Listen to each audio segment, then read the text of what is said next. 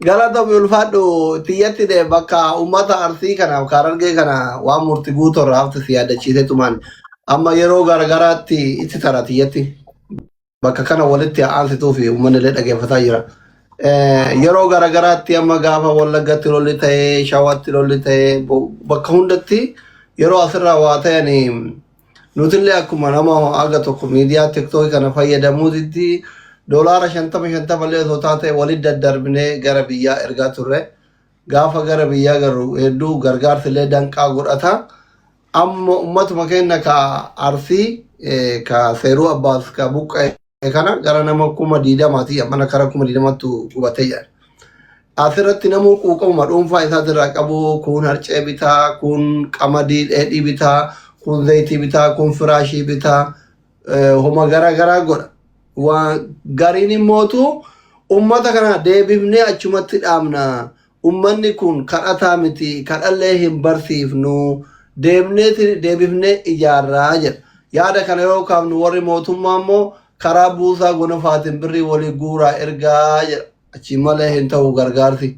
Amma waan kana ummata kana deebisanii yaada ijaaru mana kana guban kana ijaaru moo karaan itti ijaarullee hin jiru kunoo birrii karaa buusaa gonofaatiin jettanii sararullee gaafa ummanni keenya karargee buqqa'ee lotorii ummata tokko fooqii hundaan ijaaramee jedhanii waan kana wal qabsiisi ummata buqqa'u kana sila bakka inni buqqa'etti namuu haguma danda'e harcee haa bituuf moo harcee zayitiif firaasha sharaa haa bituuf moo hamma danda'een ummata kana achi deebisuuf furmaata moo warra buqqa'e kana furmaanni isaa maali jettati Jawaar? Furmaata yeroo gabaabaatii fi furmaata kanumaa wal qabataa dhiifama yoo carraa naa kennitanii gaafima kanaa walirratti nu haa deebisu. Salaamu alaikum akkam jirtan jechaa seenaan Sagaleen kee hin dhagamu. Sagaleen hin jiru? Silkittee erfana sirreeffadhu. Ayyee galatooma ulfaadhaa galatooma. Kanumaa wal qabatee waa'ee buqqa'iinsa hawaasaatii wal qabataa gaafiin kiyyalleeni. Wanti amma seeruu abbaas naannawa kanatti deemaa turee fi wanti hawaasa keenya godina Baale Yaanaa Goobbaa ganda qonnaan bulaa riraa irratti deemaa ture waan wal fakkaatudha. Buqqa'iinsa uummataa hawaasa kana Jawaar akka asiin durallee irratti haasoinee jira. Uummata kana ji'a 3 dura buqqisanii sharaa jalatti lafa misoomaaf jedhanii akkuma ati beektu lafa misoomaaf jedhanii uummata kana buqqisanii gongomaa lafa gammoojjii uummata lafa qabbanaa keessa jiraatu uummata qabeenyaa fi lafa isaarraa midhaan isaarraa buqqisaniitiin hadha gongomaa lafatti badhetti naqanii jiran. Sharaa jalan naqanii ji'a tokko dura roobni itti roobee daa'immaniif haawwan achi jiraatan san akka viidiyoo miidiyaa kana gubbaa arganitti uummata kana haroon fudhatee sharaa isaan qabanii harcee isaan qaban roobni jalaa dhiqee uummanni sun hadha badhetti darbamee akkasitti jira. Kanaan wal qabatee osoo hawaasni kun akkana jiru namoota tokko ganda keessatti hafan riratti hafan horiidhaan achitti hafan daa'imman isaanii harkaa beeloytee ammallee kan gongoman naqan daa'imman harkaa beela'ee oddoo duraan qabanii dinnichaaf goommana fudhachuu jum'aa dheengaddaa kana rira dhufan. Wayita kana dhufan mootummaan waraana itti naqee dubartii 16 daa'ima irraa mana hidhaa Goobbaatti hidhee asi jiran sa'a kanatti. Hawaasni kun walumaa galatti naannoon gaarreen Baalee wal qabatu kuni buqqa'iinsaaf warra qophaa'ee jira. Rira buqqaatee jirti tokkoffaa irratti buqqisanii jira uummata riraa. Asiin dabalatee gara Buchaaraa Yaawweegee Harannaa Harichoo Soondiqara Caffaa Dheeraa naannoonni kun marti warra warningiin itti kennamee gaarreen kana keessaa hawaasa kana buqqisuudhaaf qophii irra jiru. Warra dhumate keessattuu warra Weegee Harannaa gara naannoo Adaabbaa asiin hanga Ossa'ee hanga kunniin marti itti qophaa'ee jira. Furmaanni hawaasa kanaa walumaa galatti lafa isaarraa buqqa'ee akkuma naannoo birii irratti yoo uummanni buqqa'u uummata yoo kaasan misoomaaf yoo kaasan egzaampilii yoo fudhannee naannoo gargar warra eerpoortii bushooftuudhaan buqqisan uummata naannoo kanaatii atliist xiqqaatu bakki jireenyaa manni jireenyaa kennamee fi bu'aan bu'eefii jira agasan. Garuu hawaasni kun marti buqqa'ee hadha uummanni kun maaliif badhettafe? Uummata kana yoo isaan dubbatan yoo isaan lafa keenyarraan buqqanu jedhan doorsisni irra godhamee uummanni kun hadha badhetti naqameetiin dhumataa jira. Ayyee godina keetii sannan beekaa? Yes. Gaafileen akka ol ga'uuf. Okay, go ahead. Gaafileen akka ol ga'uuf ka dura gaafatame ka uummata buqqa'e. Baajawee arsii qofa naannoo seeruu qofa miti. Arsii keessatti aanaalee 20 keessatti buqqa'ee jira. Harargee lixaa aanaalee 5. Careful. Arsii qofa hin jeenaa. Dhugaadha. The center of crisis at this point arsiidha. Yeroo Wallagga ture shawaatti dhufee arsiidha. Garuu Harargee lixaa, shawaa bahaa, shawaa kibba lixaa, Sooddo Daacii irraa kaasee jechuudha. Akkaataa tilmaama kiyyaatti namni miliyoona tokko oltu buqqa'ee jira jechuudha.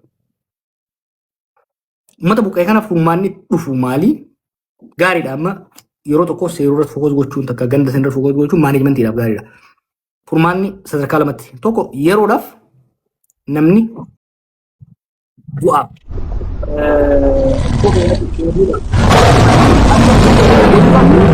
Waan ittiin jiraatu, waan yeroodhaaf ittiin nyaatu geessuun gargaaruun barbaachisaadha.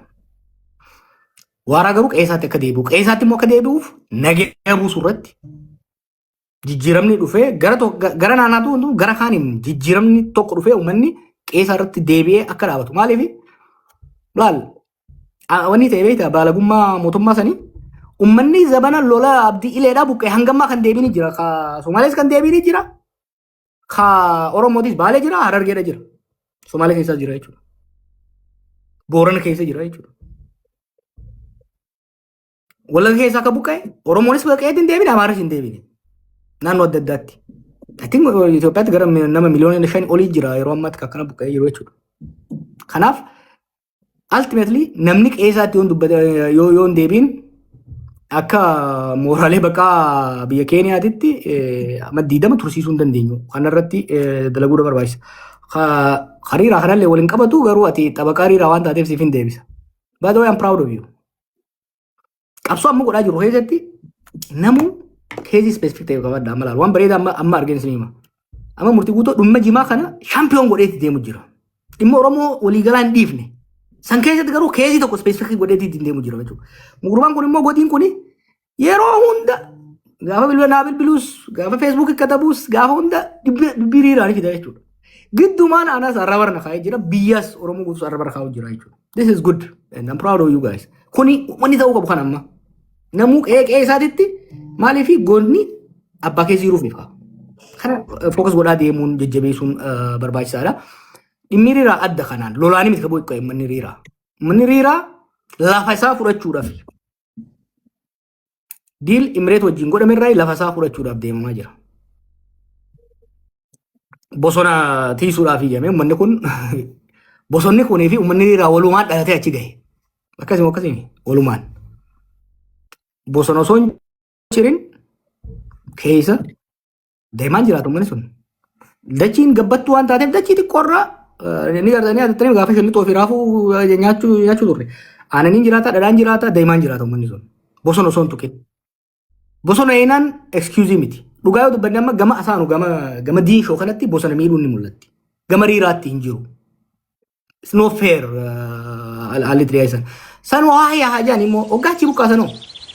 Gammoojjiitti gad ergan. Uummata baddaa gammoojjii namni baddaadhaa gammoojjii baddaa keessatti uummanni qonnaan bulaa jiraachuun baay'ee ulfaata. Odoo haala mijeessiniif achi geessan osoo mana hin ijaariniif dachii isaanii qophooyte hoo kaabineen walii hirtee isaanii jechuudha.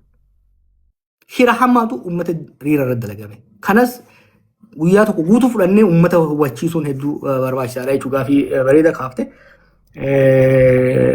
Doktor maal kaasaa ture isa reefu ta'a. Ni naafta akkasuma. Suni gaafii lama tokko warra biyya bulchuu irraayi warra gammachiisuuf tokko immoo warra sheekota irraayi ustaazni illee jidduun qaamallee dhufanii inboksii waan ta'eefi gaafiin ka warra biyya bulchuu Joowar Abiyyiin jibbaa sirna kanatti ijoollee biyya bulchaa jiru kanatti hinaafaa malee uummataa fi miti jedhan gaafii akka warra paartii isaaniitti suni namni sheekaa tokko immoo sirna Abiyyi kana keessa nuti akka islaamatti mataa ol qabanne yoo isuma kana sirreeffanne hoo sirna kana sirreeffachuun hin danda'amu. Waliin mari'achuun hin danda'amu. Isintu dide moo isaantu isiniin mari'achuu dide jedhan gaafii inboxiti. Deebii isinirraa eegu. Ayo kalau tu mereka mee hinaaffaan maali? Shofeerri miskiinni shofeerraa baddee isaarraa jimaa fe'ee dhufu. Osoo adaamaan gahin hin alaakamin hin ajjeefamin jechuutu abiyyatti hinaafuudha. Maafiyaan wal jaartee miskiina hiitee cafayitee maallaqa baankii isaa keessaa hin naanneeffachuun dhaabbachuu qaba jechuutu hinaafuudha. Reefu gaafii tokko gaafatee ture murtii guutoo isiniif hin baasa viidiyoo san. Wallahi hoggaa shiftaan makiinaa dhaabsiftu hunoo dhaabsisuuf deema itti dhukaase sirriitti hin dhooyine huno amma gubuuf deema gaazaan tuqate jedhanii haasa'u jiran laayif ta'anii ilaalan warri mootummaa diroonii qaban amma mootummaan akka durimi oraalsitti hin argitu diroonii dhallaalu jiran lafa buusuu dandeessi dhukaafnaan namni irraa dheessuu danda'a osoo isaan laalan itti dhiisan jechuudha. Maaliif namatti gadi hin dhiibne nageenya namoota ergeetii jechaan ni godhe. Shakkii turree amma dura bara evidensii ni qabna. Amma karaa borduu deemni dhufu irratti buufata waraanaa hedduu jira. Achuma cinaatti hoggaa shofeerri aboo nu qaban jee iyyuu nu laallatu jedhanii. Asiin gara salaalee kanaas akkasuma jechuudha. Kun dadhabuu humna dhabuurraa osoo hin ta'in amma shiftaa kana dha'uunfaan waan waraana guddaa barbaachisu. Diroonii gandara deemanii ijoollee takka irra dhukaasaa oolan. Ijoollee ribeelolaa Amaaraa fi Oromiyaa keessa jirtu nama tokko ajjeesuuf irra dhukaasaa oolanii akka xumaashaatitti. Uummata kana eeguu ni danda'an. Maaliif dirooniin waa lama hojjetti? Sarviilaansi and attack. Ni ilaalti laayif si garsiifti waan ta'u jiru.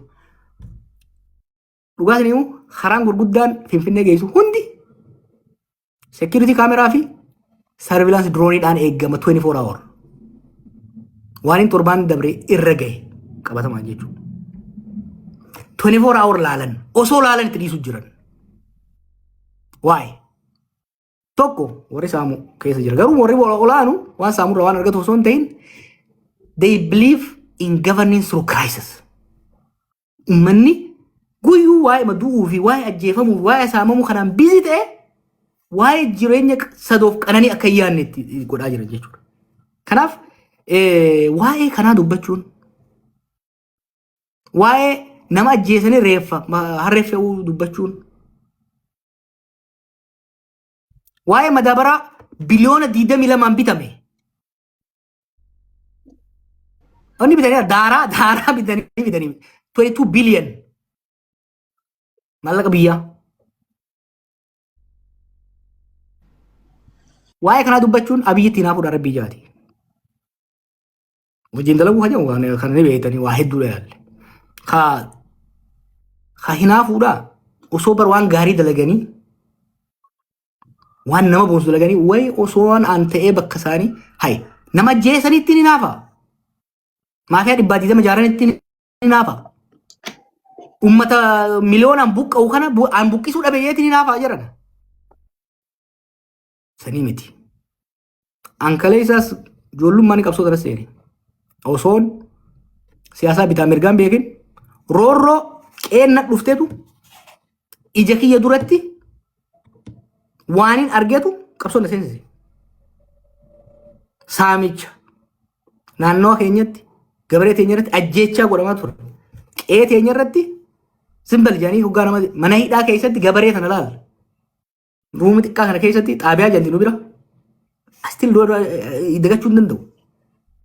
Akka qoraanitti akka itti dhiibanii itti cufan turan. Ansantu qabsoo na seensise. Har'aas irraa dhiisee ture yeroo ga'a sadii dhiisee keenya jiraachuun ture. Hammaataa deemnaaniin siyaasa deebi'ee jechuudha. Ammas taanaan hinaaffaa isaanii osoo hin ta'in gocha isaan godhaniitu na deebise. Waa'ee musliimotaa mirgi bilaashin mootummaan sii kennu tokko hin jiru. Oromoonis waan argatte dhiiga fiitiin argatte qabsoo fiitiin argatte. Waggaa 50 itti dhumnee itti cabnee itti arganne malee Fakkeenyaaf wayyaaneen maal jechuudha federaalizimii isinii kan jette federaalizimii isin nuun kennine moo nuutu qabsaa'ee nama keenyatu abboota keenya qabsaa'ee fide. Mootummaa Oromoo maal nuutu baadhatee wasaasaadhaan gurra isaan kaa'e Oromoon kan musliimaa yoo fudhatte hoo wanta akka sarara inni daggataa bara. Qabsoo qeerroo ti fakkeenya akka ta'e qabsoo dimsaa chiniisamaa jedhamu. Ka gaafa mallasfaan dhoortoo biyya faranjiitirraa argataniif fayyadamuudhaaf jecha alaabaa shawaan jedhamu fidanii dhufan uummanni dideet qabsaa'eet tokkummaa isaa agarsiiseet alaabaa ishee sifirraa fincilsiisee dhoorkee mootummaan itti dhufte yoo jara kana yoo kadeebifnuuf taate malee jarri kun ammallee nukaa jedhanii deebisan. Kanaaf sheekonni fi ustaazonni yoo qabsoo san keessa jiraachuu baattan afoo hin alillahi. Garuu isiniitu isin jechuun bara ustaazotaan isaa koreen 17 kadhaqee achi keessa qabsaa'e. Jummaa waltajjii mormiititti jijjiirameeti harka dhufe. Kadhaan kan dhufe hin jiru mirgi. Mootummaan abadan mootummaan takka kadhaan waan namaan gootu. Ta arganneef alhamdulillah jedhanii ta biraa gaafachuudha gaafata mootummaan. Amma booda immoo kana booda wanni duuba nama deebisuu illee hin jiru. Ustaazonni hedduu yaalan sheekonni gurguddaan anaaf abiyyi yeroo hedduu waliif fidan beeku. Yaalan dhugaa wanni gochuudhaaf. Wanni isaan jedhanis ni beeka.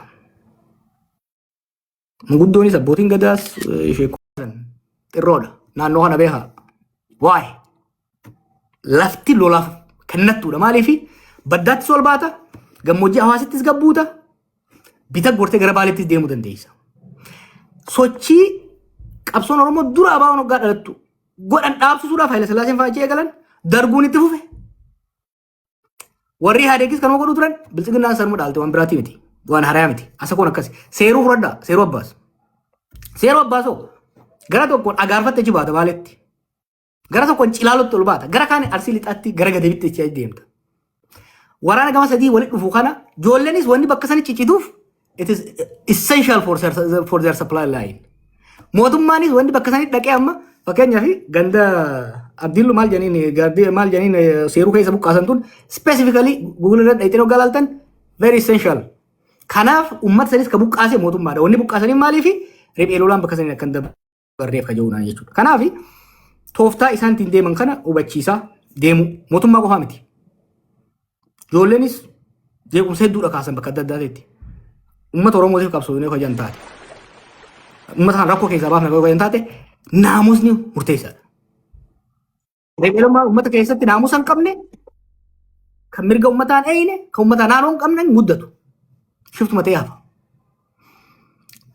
Mootummaanis waggaa reebeelolaan lolu nageenya uummataatiif kabaja uummataa dursuu baatee akka Fikaaduutu weefaa jedhanitti galaana goseetiin qurxummii qabadhe jennaan ta'uu hin danda'u jechuudha. Soo kaarsiitis sanitti irra dabarraa ka Doftor Ammatteeti.